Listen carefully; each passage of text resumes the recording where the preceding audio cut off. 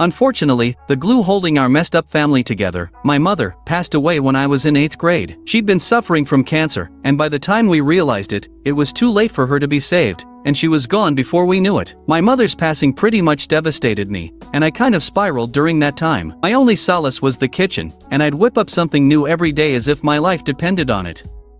My mother was a great cook, and she'd tell me often that, had she not been forced into taking over her dad's business, she probably would have become a chef.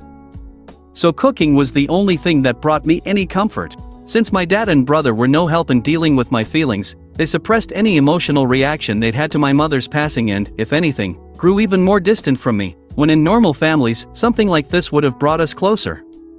My fixation on cooking pissed my dad off even more, and he'd keep bugging me to get out of the damn kitchen and do something more manly. One day, when he'd had enough, he even told me that if he saw me in the kitchen again, he'd make me do all the other household chores as well.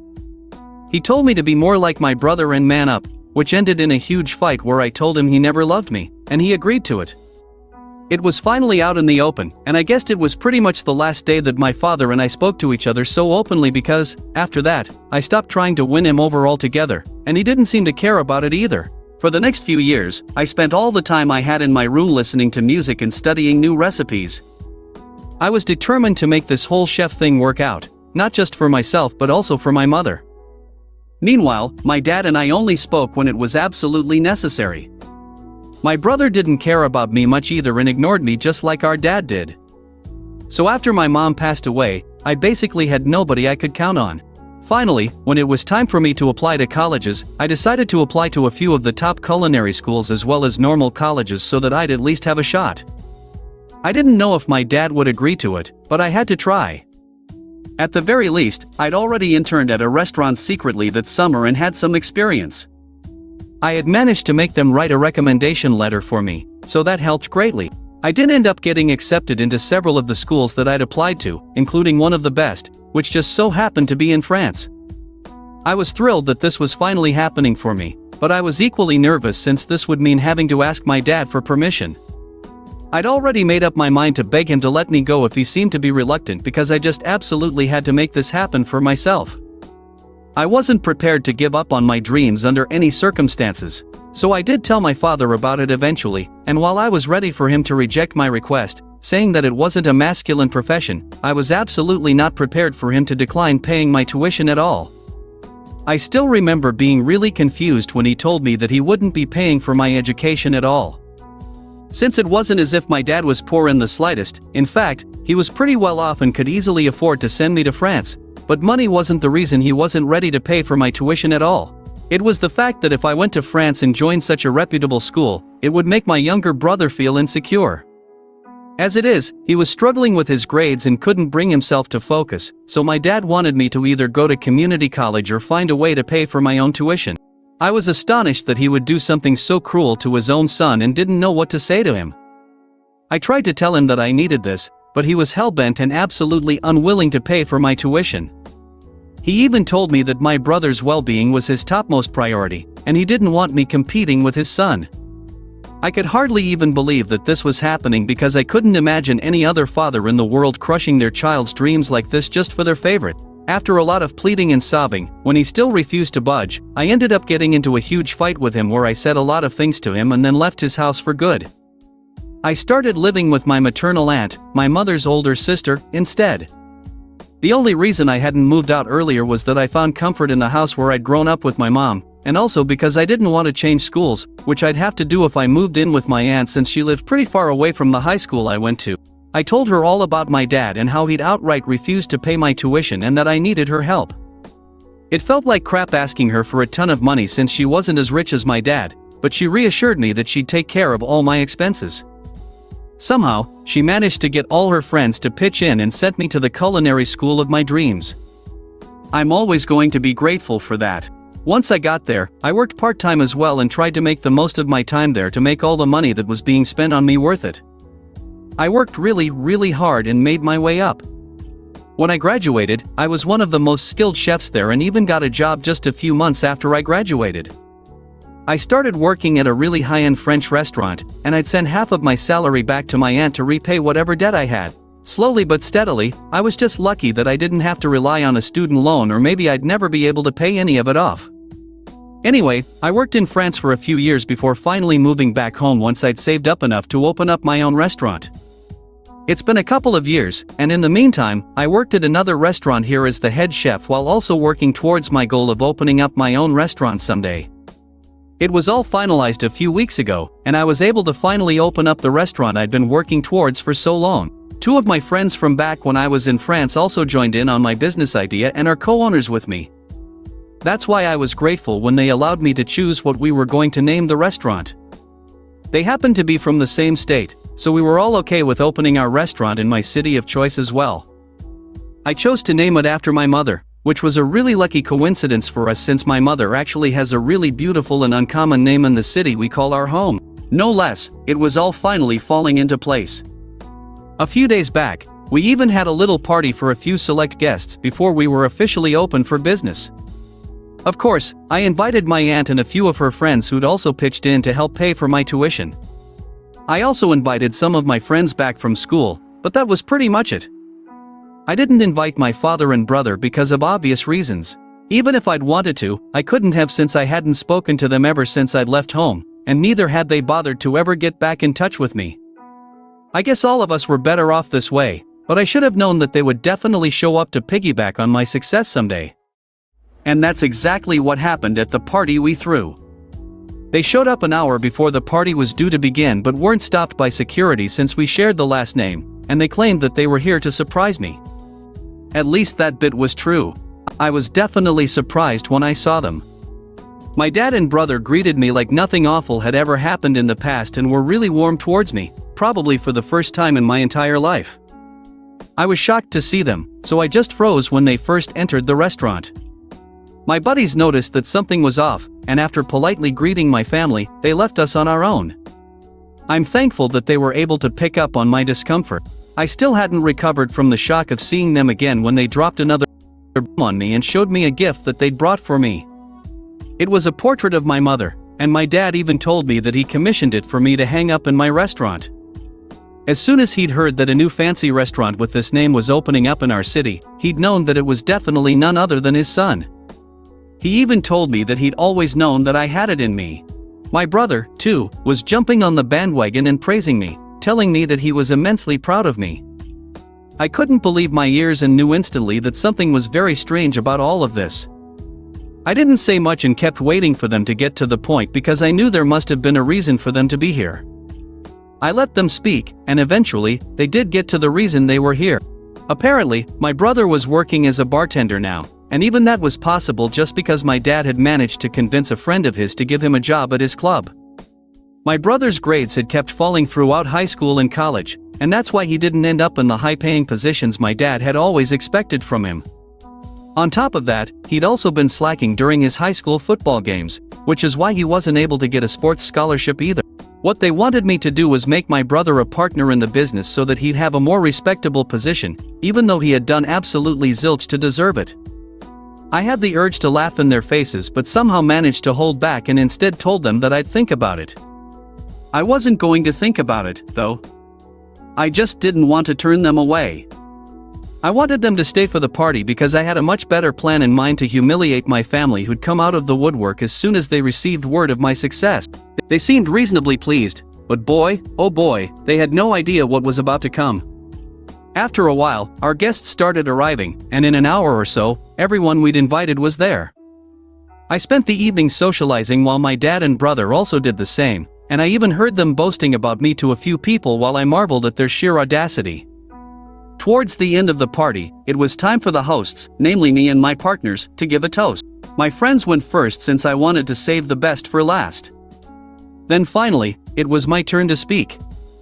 In that day, I was finally going to speak my heart out. I started off by thanking all my guests and raised a drink to my mother first since she was the reason I'd even ever been able to achieve so much. I strongly believed that it was her faith in me as a child that had made me believe I could do any of this at all and that had stayed with me even after she was gone. After I'd paid my due respects, I decided to get to the disrespect as well. I brought up how I'd had to take a loan from my aunt and her friends to go to culinary school and thanked her as well. And then finally, I got to the reason I'd had to take a loan for my tuition in the first place: my family. I brought up how I'd grown up with a father who never loved me or had any faith in me and always berated me for having feminine interests like cooking, and a younger brother who was the replica of my dad. I told them all about how my dad had refused to pay for my tuition out of fear that I'd end up becoming more successful than my younger brother, who was his golden child. Which is why I ended up leaving home. But despite all odds, I was able to rise and become who I am today, so in a way, they did deserve some credit for creating all the hardships I've had to face, or else I never would have found out how resilient I was. A lot of people shot my dad and brother the nastiest looks they could manage while I was saying all of this, and even they had the good sense to at least look ashamed, even though I knew that they didn't feel that way in the slightest. Anyway, I then walked over to my dad and brother and actually hugged them, putting up the same pretense that they had when they visited me today. Two could play this game. I announced that, because they'd shown up to celebrate my success today, I'd forgiven them for whatever had happened in the past and was even ready to give my brother the job of the bartender at my restaurant. To other people, this obviously seemed like a really emotional reconciliation, and they ended up actually clapping for me at the end of my speech. And there were a few wolf whistles. Only my family and I knew that this was nothing more than an attempt to humiliate them, which I'd done quite successfully. But they had to smile and act like they were super grateful for what I'd done, since they couldn't exactly storm out angrily, which is exactly what they wanted to do. After a while, when the crowd had cleared out, and it was finally time for us to go home, my dad and brother confronted me right outside my restaurant. They were furious, and I swear there were angry tears in my brother's eyes. They demanded an explanation for what I'd done, and if I'd never intended on making my brother a partner, then I should have just turned them away as soon as they arrived. I just laughed and told them that this was my form of paying them back for everything that they'd done for me over the years, and this is exactly what they deserved. Then I walked away and didn't bother to look back, even when I heard my brother crying about how this was the cruelest, and even yelled after me to tell me that I'd regret this. But I didn't care, since I was already in my car and was driving away. That happened a couple of days ago, and I haven't heard from them since. My aunt thinks that I might have gone a little too far with this one and should have just kicked them out at first. But I don't agree with her. This was well-deserved payback for humiliating my father and brother. Update 1. Hey, I decided not to reach out to my family to apologize. In spite of what my aunt had said about me being way too harsh, I don't feel sorry about what I did, so I'm not going to pretend I do and go out of my way to say so. They could have taken the opportunity to apologize to me when they visited me, but they didn't do so. I explained this to my aunt as well, and while she still believes I shouldn't have done what I did, she hasn't said much about it. I guess this is just one of those areas where we agree to disagree, and I'm okay with that. In other news, my brother has made sure that he goes behind my back to talk crap about me to all our friends back from school. It's unfortunate that we went to the same high school, since this just means that random strangers from school are now texting to confirm the rumors that I'd humiliated and then kicked out my dad and brother from my restaurant after feeding them 3-day-old food on purpose. Yeah, he exaggerated the story to make himself seem like the victim, which is pretty unsurprising. Ordinarily, I wouldn't care about petty rumors, but I don't want potential customers taking these rumors seriously. So I've texted my brother that if he doesn't stop spreading lies about me and my restaurant, then I'll make sure that he loses the job that he has right now. I'm hoping that it works, because I really don't feel like dealing with their unnecessary crap right now. I'm really busy with work, and this just isn't the time. Update 2. LOL, my brother texted back, saying that he was going to stop only when I'd make him a partner. I don't even understand what level of idiocy and delusion this is. Besides, if he wants to be a partner, then isn't it a pretty stupid idea for him to be talking crap about the same restaurant? I'm pretty sure this is my dad's tactic to ensure his darling son lands a high-profile job without doing any real work, but unfortunately, it's not going to work with me. I've told him that if he doesn't stop, then he'll be hearing from my lawyers, and that he's in absolutely no position to be negotiating with me right now. The only reason I haven't done anything yet is because I don't want to get caught up in unnecessary drama, but I'll definitely mess him up if he tries anything funny after this, and he should take this as my last warning. I really hope he does, for his own good. Update 3. So, guys, it's been around a month since the last update, and since I've been really busy, I haven't been able to fill you guys in on what happened after that. My brother did stop talking crap about me behind my back, but they were still pretty desperate to join in on my success. So my dad decided to pay me a visit with my brother a few weeks ago just to intimidate me. They showed up at my house threatening to sue me for using my mother's name for my restaurant and even told me that they'd already spoken to a lawyer.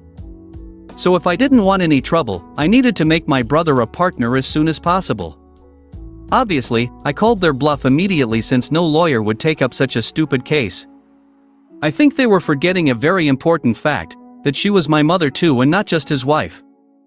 And as far as I was concerned, no law could stop me from using her name. By then, I'd had enough of their bull crap, so I told them that if they didn't leave me alone, then they'd be forcing my hand, and I'd have no option but to call the cops. My brother lost his temper at that point and tried to grab me by the collar, but luckily, my dad held him back. I think it was the constant humiliation that had finally gotten to him, and he'd snapped. Well, it wasn't my fault, and they were lucky that I didn't call the cops right then. I told my dad that he needed to get the hell out, but he only told my brother to go cool off in the car and that he wanted to speak to me in private. After my brother left, he tried to manipulate me by telling me that if my mother knew what I was doing to them, then she'd be really upset with me, and I should bury the hatchet. At this point, I told him to leave me the hell alone because even I was at my limit. He couldn't just use my mother to get his way. That was just low, and to be honest, we were way past the point of reconciliation.